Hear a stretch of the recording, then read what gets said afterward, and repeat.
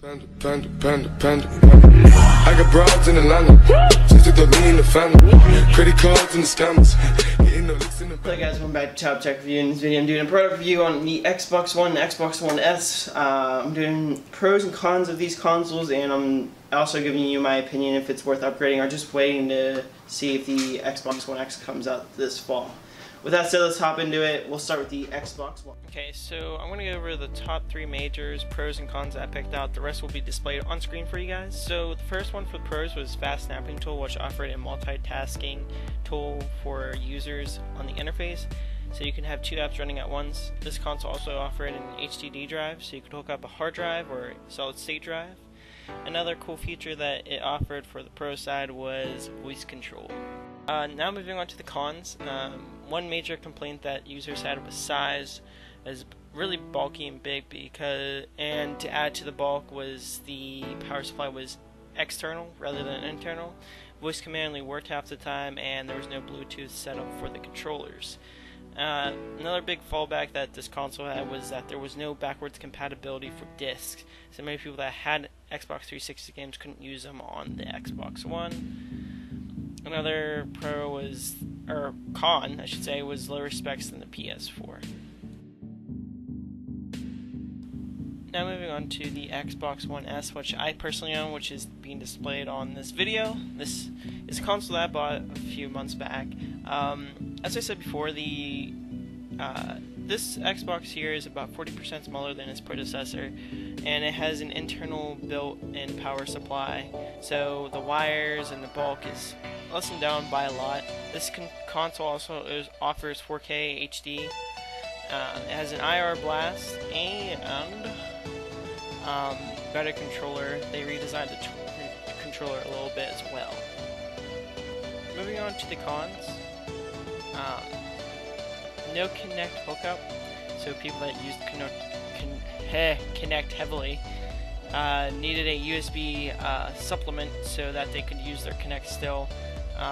In order to use the 4K feature that this console offers, you need to have a 4K TV, otherwise you're not going to be able to use it. Minor upgrades were done to this console generation, and they you're spending more money than the original Xbox. This Xbox also had no USB playback, so when you wanted to view footage or music from your USB and plug it in, it wouldn't read it, it would just use it as a storage unit. There has also been recalls on this console, such as fan, power supply, and disc tray. Guys, hope this video helped. I know I went fast, so I'll have all the information that I found online in the description below for you guys, so you guys can check that out and find more information about these 2 consoles.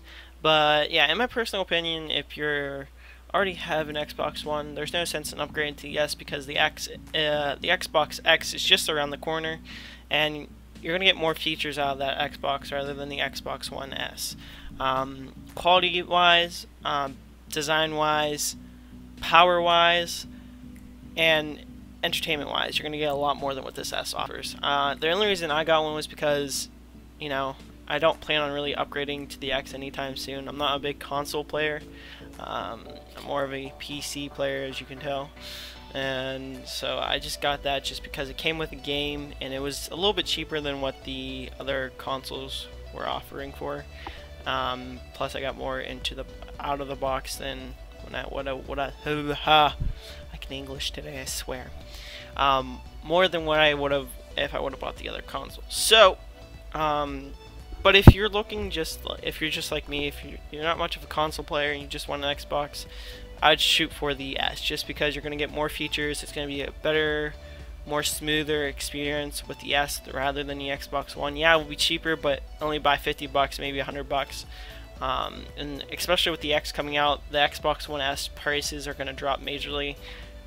So that's it, guys. Hope this video helped. If you have any questions, like I said, leave them down in the comments. If you have any products you would like me to review, also leave it down in the comments. And if you liked the video, make sure to leave a like.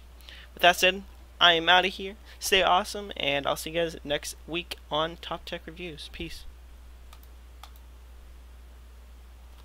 I didn't hit the button. Whoops.